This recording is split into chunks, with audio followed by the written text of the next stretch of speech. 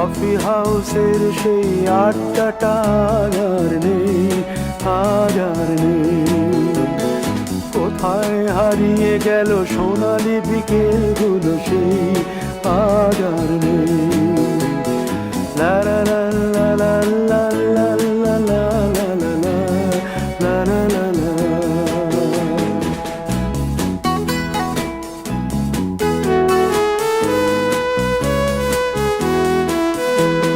নিখিলেশ প্যারিসে, মইদুল ঢাকাতে, নেই তারা আজ কোনো খবরে।